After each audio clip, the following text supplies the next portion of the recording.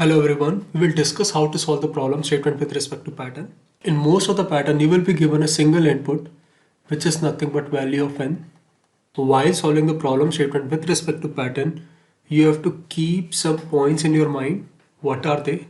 The first one is we want to find the relationship between number of rows, number of columns in each row and value of n. The second point is in most of the cases number of rows and value of n will have relation. So number of rows can equal to 2 into n minus 1, or it can be equal to n, or there may be some other kind of relationship between number of rows and value of n. Let's take this simple example and understand the relationship between number of rows and value of n. Suppose you want to print something like this. When n is equal to 3, you are printing this pattern. When n is equal to 4, you are printing this pattern. So if you notice, number of rows are equal to the value of n. There are 3 rows present in this pattern and value of n is equal to 3. And there are 4 rows present in this pattern and value of n is equal to 4. So like this, you have to establish the relationship between number of rows and value of n. Let's look into the case where number of rows is equal to 2 into n minus 1. When n is equal to 3, you have to print something like this. And when n is equal to 4, you have to print something like this. Let's count the number of rows when n is equal to 3. So number of rows are 5. And when n is equal to 4, number of rows are 7. That means number of rows are 2 into n minus 1. Right? If you keep n equal to 3, you will get the value as 5. When you will keep n equal to 4, you will get the value as 7. Right? Now the third point is you have to find the relationship between number of columns present in each row. So you have to establish the relationship between number of columns present in each row either with n or with row number. Let's try to understand this third point. When n is equal to 3, we are printing something like this. When n is equal to 4, we are printing something like this. If you notice, number of columns in each row are equal to 3, right? And number of columns in each row are equal to 4 when n is equal to 4. So can I say that in this scenario, number of columns in each row is equal to value of n. Now let's look into the second example. So when n is equal to 3, you have to print something like this. When n is equal to 4, you have to print something like this. Let's count the number of columns in each row. If you talk about the first row, number of columns are 1. If you talk about the second row, number of columns are 2. If you talk about the third row, number of columns are 3. That means number of columns are equal to the row number. You can analyze the same stuff in this example. When row number is 1, number of columns are 1. When row number is 2, number of columns are 2. When row number is 3, number of columns are 3. When row number is 4, number of columns are 4. So can I say that in the second example, number of columns is equal to R.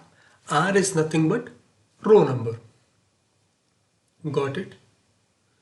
So we have discussed how to find the relationship between number of rows with the value of n. We have seen how to find the relationship between number of columns either with the value of n or with the row number. What's next we should focus on? We should focus on what to print and how to print. So if you notice, either we have to print row number or column number or some special character. Like in this pattern, that special character was star. Let's look into the first example. When n is equal to 3, you have to print something like this. When n is equal to 4, you have to print something like this. So while printing pattern, you have to make some assumption. First, the outer loop will signify number of rows, and the second assumption is that the inner loop will signify column value, or you can say used to display characters in row-wise fashion. What do I mean by row-wise fashion? Whenever you want to print something, what you used to do, you used to print the first row, then move to the second row. After printing the second row, you used to move to the third row. You won't print the pattern. After printing the first column, you will print the second column. After printing second column, you move to the third column, then fourth column. We generally don't print in this manner. We prefer this one. So once you're done with the first row, then only you will move to the second row. That's why outer loop signify number of rows, and for each outer loop you have to print the value present at each column. Let's look into the code.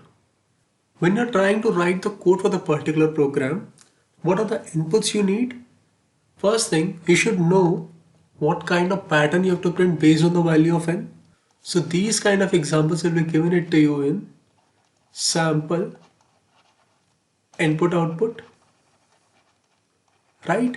That means when n is equal to 4, what is the output? When n is equal to 3, what is the output? So based on that you will print your pattern, right?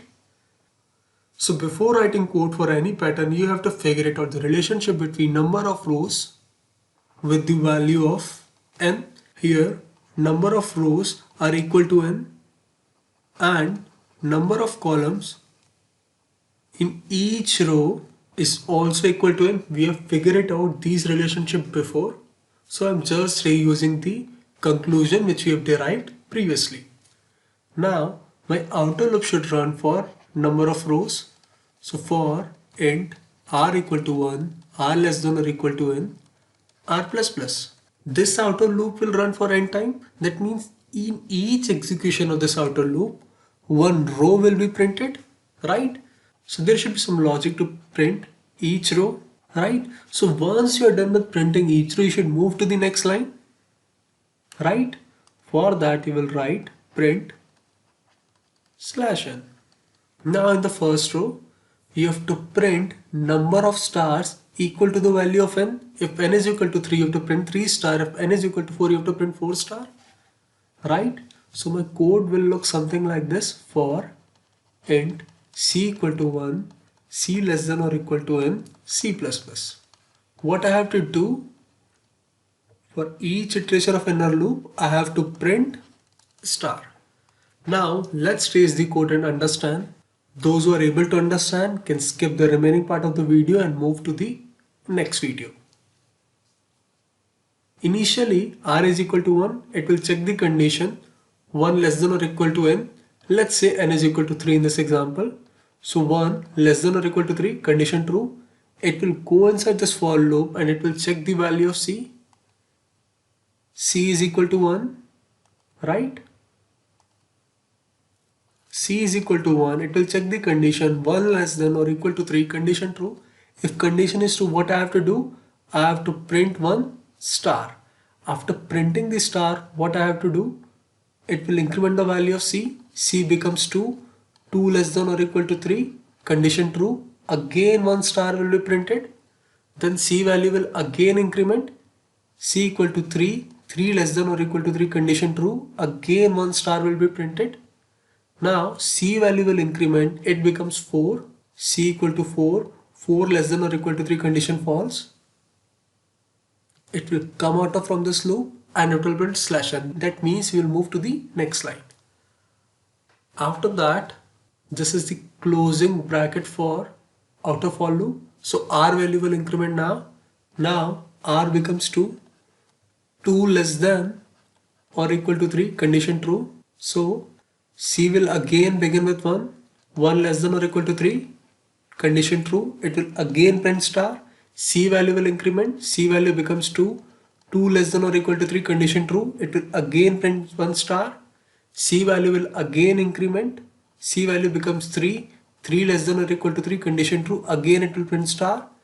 Now C value becomes 4, 4 less than or equal to 3, condition false. It will come out and /n will execute and it will move to the next line.